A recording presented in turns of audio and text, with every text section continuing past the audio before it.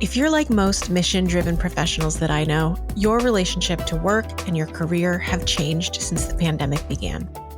I'm Jen Walker-Wall, career strategist, resume writer, and founder of WorkWonders Careers. This season, we're talking to mission-driven professionals to hear how their relationship to work, careers, and ambition have changed over the past couple of years. I hope you'll join us. Welcome to Reimagining Ambition. Do you remember where you were, what you were doing, and what life looked like for you in February of 2020? If it feels like a long time ago, you are not alone. It's kind of hard to remember February 2020. It feels like a couple decades ago at this point. It feels like a lifetime ago. Oh my gosh, sure. It's just like I'm going in my mental time machine. I have these memories of the weeks and days leading up to that initial shutdown that sent so many professionals into remote work. I remember hearing about the cases growing overseas. I remember using a lot more hand sanitizer than normal. I remember buying extra groceries just in case. And I remember the first case in Massachusetts where I live. As I started these conversations on working through the pandemic, I was really curious about what life was like for them in what we now know as the before times. And this is why my first question to all of my guests was, can you take me back to February of 2020 and tell me where you were, what you were doing, and what life looked like for you? Many of us, myself included, were busy keeping many balls in the air. I was serving as an executive director at a nonprofit, and we were in the second half of our fiscal year. And so plans had been to continue fundraising, make sure our programming was running strong. Everything seemed like it was on course for a typical year. I was working as a full-time barista at a coffee shop that was located in a Harvard Student Center. And I was also teaching at Emerson College. I was in the Boston area working at a startup accelerator. And in that role, I was pretty much responsible for marketing events for our health tech accelerator, as well as supporting some of the portfolio companies that were under that accelerator at the time. I was on about year 15 of working in higher education for a fairly well-known university in the university's innovation center, generally in the office every day, just as COVID was a real thing. I actually had just traveled to Florida for a conference and tacked on some fun days running a half marathon in Disney. I was finishing my PhD in clinical psychology, and the last year of that is a residency year. About halfway through it in February of 2020, that looked like I was working in a psychiatric ER a couple of days a week. So I was deep in the heart of Texas in San Antonio, February 2020 as a recovering wedding planner. So I was working as the director of development for a small music organization. I had been there for, I think at that point, 4 years. And it's a great place to work, perform concerts. And I would be the fundraiser who would gather help support the funds and talk to donors and write grants and that kind of thing. Some were on the precipice of a career highlight or milestone. I was truly in a place where I was like, I am living all of my dreams right now. Everything that I've worked towards is finally happening. In early February, I had sat for my LICSW exam to become an independent licensed social worker. And at the end of the month, I was going to be opening my private practice. I was working a full-time job that had actually just taken me to a week-long trip and conference in Hawaii. I felt like I was just about on the precipice of a promotion at work. I just got promoted to assistant director of learning design. I was working in a public school as a bilingual school psychologist. My job included a lot of transitioning families into the district and supporting them to get the resources they needed, doing community outreach activities to kind of demystify special education, consulting with teams in the district about students who have bilingual needs, and working with, at that point, trying to pilot an ELL, English Language Learners program, to try to do progress monitoring and data tracking for them. And I was so excited about it. I had finally gotten into this stride by the time February rolled around. I was getting all this stuff going with the plan of having actually a pretty big event happen in April where I was piecing together all of these different partners. Some were dealing with professional ups and downs. In February of 2020, our company had announced the third round of layoffs that they were doing. And I had been lucky to avoid the first two, but we had a merger going on and there was no way that we were going to escape this. My group was much too small to survive, getting absorbed into a much bigger company. At the time, I was actually already making my moves to make a career transition. I was in Somerville, in the greater Boston area, and I was starting to job search. I'd actually been promised a job by someone, and it didn't happen. I was interviewing and getting really close. And then I also had a consulting contract that was relatively big in front of me and was ready to sign it. And some had started new roles fairly recently. I had just made a huge transition in that I had left a job that I'd worked at for many years in January of 2020, left the apartment I had lived in for a while, moved to a brand new place, brand new job that started February 2nd, 2020.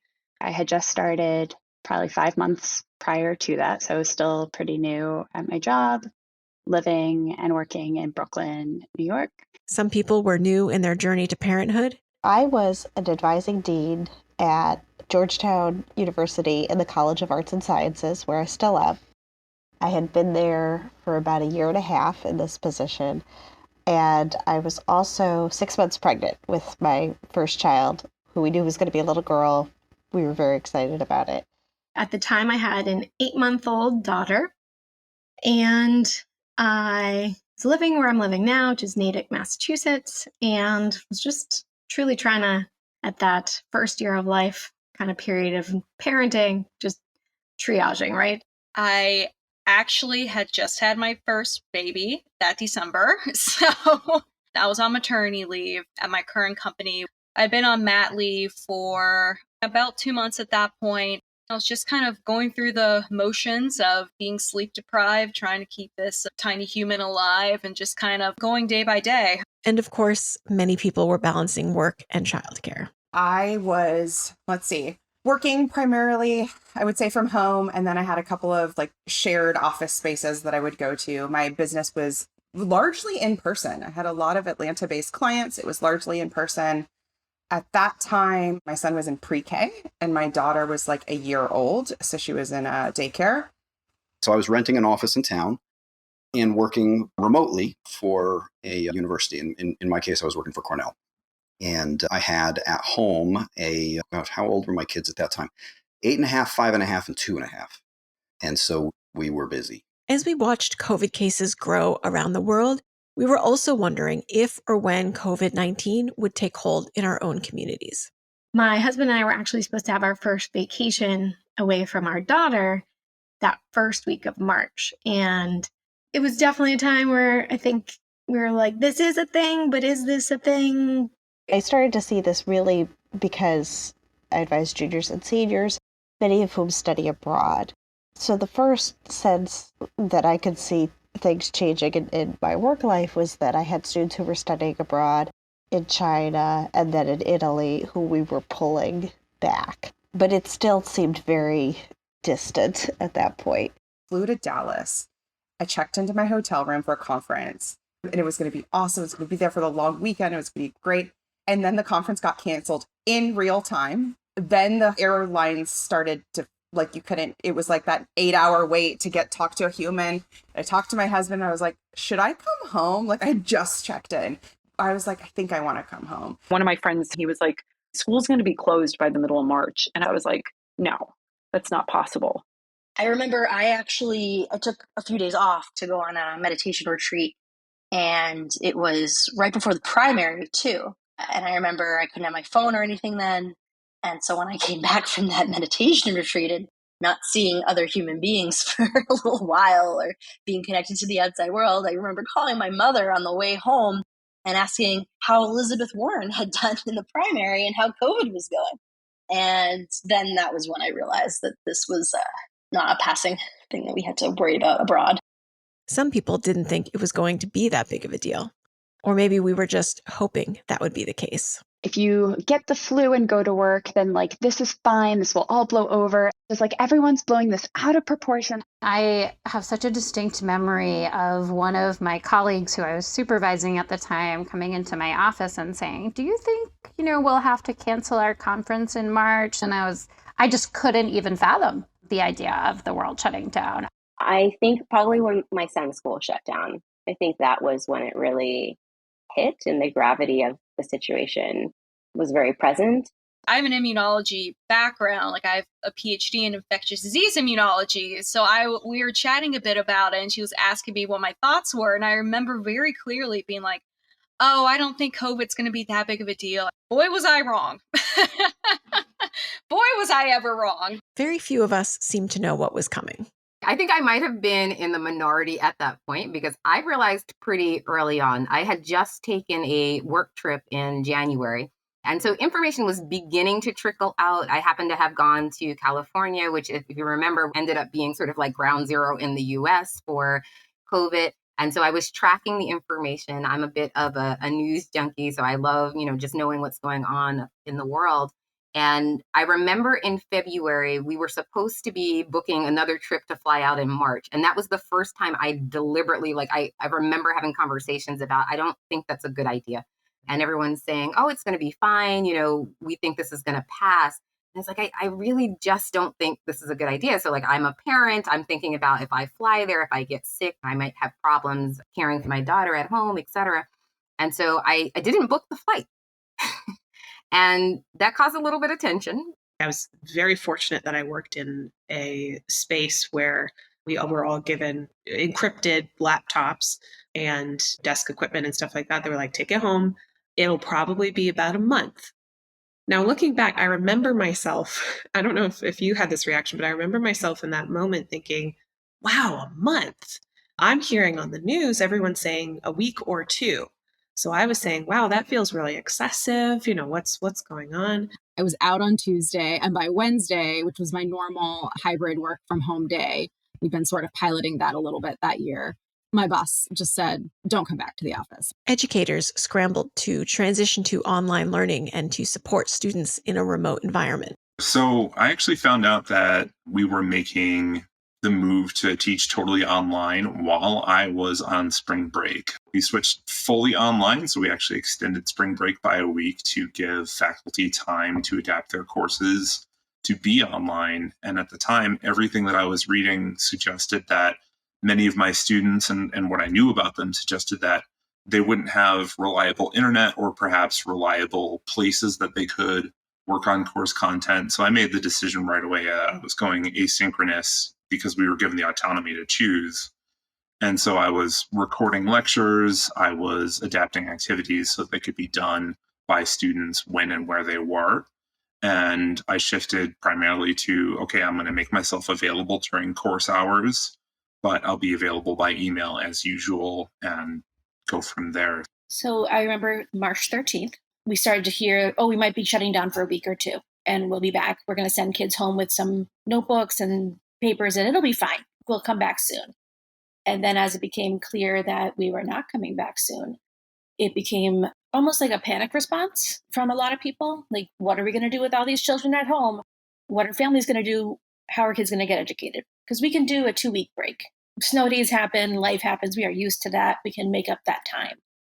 But this bigger idea about not having access to buildings, not having access to food, not having internet in all the homes of the kids that we're servicing, it became a really complicated thing. Things started going virtual and shutting down, and people started getting sick. I remember really vividly the email that I sent out to all of my clients to say, we're not going to be meeting in person anymore. I remember sending them a link to that video that had gone viral of the people in Italy singing from their windows to each other and just saying, we won't be together in person, but we'll still be able to feel each other and we'll find ways to be in community with each other regardless. New York City basically just closed down. I got really sick. I to this day don't know what it was, if it was COVID or not. I don't know. I really usually never get sick with flu or anything. I sometimes get like a sinus infection. And so that's what I thought it was. So There was no testing, obviously. So I kept working. And well, maybe like I didn't work when I was very sick and clearly contagious, but then after that, I still had some residual cough and I kept working. And then very quickly in March, things started to sort of get chaotic. I remember we still had a lot of customers at the coffee shop. It was definitely very busy, but people were becoming more and more on edge, like I remember cleaning a lot. I remember being paranoid in a good way, right? As we know now, it's always better to be paranoid about these things. Like I remember sanitizing everything every waking second and just being like very vigilant about that. What happened for me was on March 12th, I was exposed to COVID via a patient. It couldn't be confirmed fully at the time because there were no tests, but it was a patient who had been to a wedding the previous weekend. Their entire family was sick. They weren't feeling well, and everyone had tested negative for flu. At this point in time, we didn't know a lot. I didn't really know what to do. So I just sat, unmasked in a room with this person for an hour and talked with them. Went to my supervisor after. It's basically like, I think I need to get out of here, even though I've been exposed. I could potentially be a vector. There was very much this, well, are you actually committed? Like, do you care enough? And I'm like, I care enough to try to not get people sick. And if I'm okay, I can do a lot of my job remotely. I'd already been having kind of some of these thoughts around like, oh, there's some parts of this that I don't really think are lining up with its stated values. And then there was some initial support. I don't want to give people too hard a time, but it wasn't so much one person saying, oh, you need to come in. It was this, well, we were just wondering, are you really going to stay back the whole time? Like, it doesn't really seem that serious. You seem fine. Those kinds of things. When you're in a residency, you have like 4 supervisors, and one of them was amazing. One of them started okay, and then kind of, and the others, it was basically just, when are you going to go back to providing us cheap labor?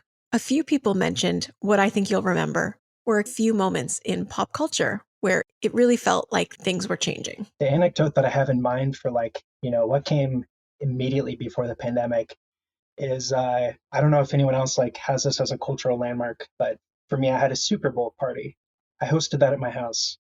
And in my living room, there were a bunch of people, fellow PhD students. I think we had heard whispers of people getting sick. There were some reports, but we weren't sure how bad it was. Unfortunately, after that party, so many people found by surprise, a lot of us started getting sick. It was the night that Tom Hanks posted on Instagram that little glove when him and his wife Rita got diagnosed with COVID.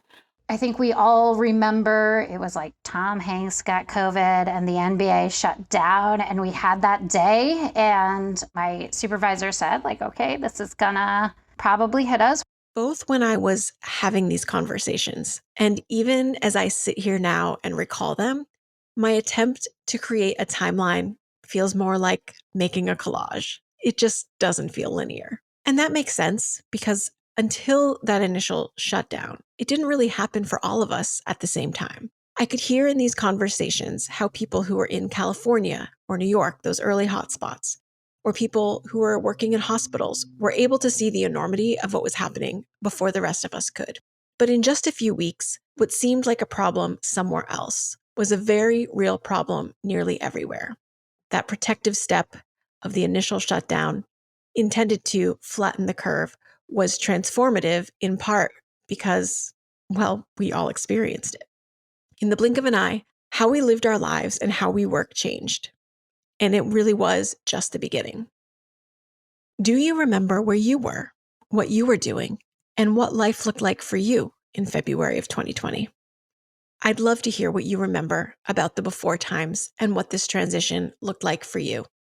You can visit us on Instagram at Reimagining Ambition and let me know. I'd love to hear from you. Coming soon on Reimagining Ambition, after a break for the holidays, we'll be hearing more from our guests on working through those early days of the pandemic. It's just now, instead of being in a conference room and maybe talking to a colleague that's across the country, you're in someone's bedroom, you're in their dining room, their kids are walking around in the background. There was a meme I remember seeing that was from it was a still from the Titanic where the band is playing and they're like therapists teaching breathing techniques to clients right now. And that's what it felt like. It's like, I'm just like throwing stuff at the wall, hoping that something will help. But it was, oh, thank God, because I knew everything was going to change. And suddenly I didn't have to kind of like patchwork hold myself together anymore.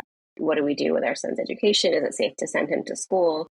I was struggling quite a bit in my role at work as well, and feeling some values misalignments and just general disconnects with the direction that the company was going in. I think food insecurity was another big thing that we were trying to tackle. So the district came up with a plan to have available to-go meals. Like you could come to the building, grab a bag and leave. I'd like to thank our guests who shared their stories as part of today's episode. You'll learn more about them as our episodes continue, but you can check out our show notes and visit us at reimagining-ambition.com to learn more. We'll see you after the holiday. Thanks for joining me this week on Reimagining Ambition. Hit subscribe wherever you're listening to this podcast so you don't miss a single episode. If you'd like to help us share these stories with even more mission-driven listeners, please leave us a review on Apple Podcasts. It really helps.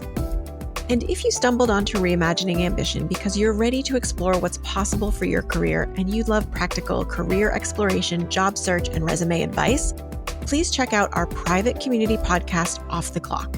It's only available to folks who sign up, so join us at www.workwonderscareers.com/podcast to learn more. You can also follow me on LinkedIn, Instagram, TikTok, and Twitter. Check out the show notes for links to those accounts. See you next week.